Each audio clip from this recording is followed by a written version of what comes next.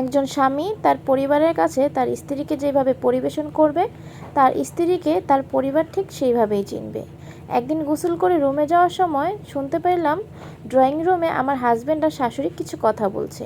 সেই কথাগুলো আমি শুনতে লাগলাম। আমার শাশুড়ি আমার হাজব্যান্ডকে জিজ্ঞেস করতেছিল, বৌমা কি কাজ করার পরে, বেতন পাওয়ার পরে তোমাকে কি কিছু টাকা দেয়, নাকি সে একলাই রাখে? এই কথাটা তোমার খালাও জিজ্ঞেস করতেছিল।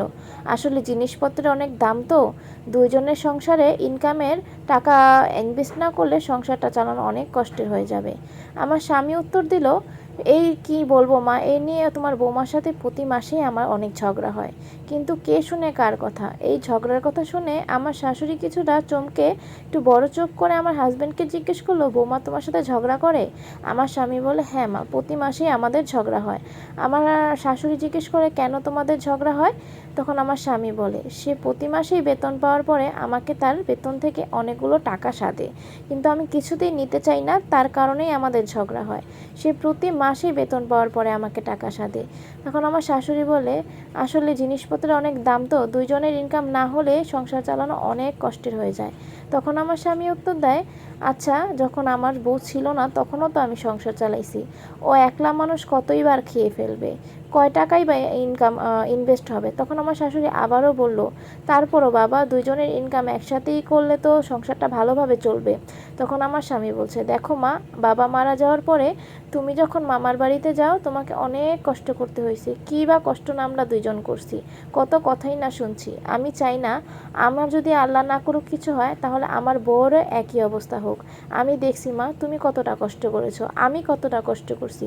আমি চাই না আমার বউর এই দিনটা দেখতে হোক। আল্লাহ না করুক যদি আজকে আমার কোনো ক্ষতি হয় কিংবা আমি বিপদে পড়ি, আমার বউ কিন্তু অর্থ দিয়ে হোক কিংবা মানসিকভাবে হোক আমাকে সে সাপোর্ট করবে।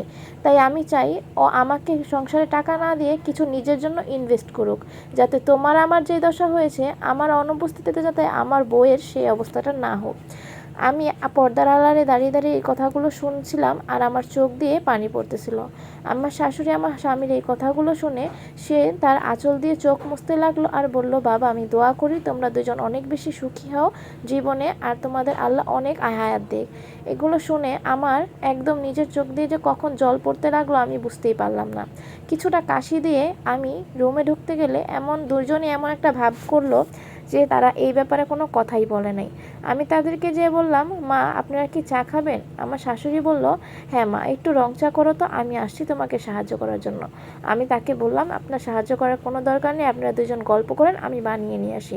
তখন আমার মনে হচ্ছিল তাদের দুজনের জন্য যদি আমার কলিজাটাও আমি ভুনা করে দিই তারপরও কম হয়ে যাবে। এরকম স্বামী সবার ভাগ্যেই জুটুক, দোয়া করি।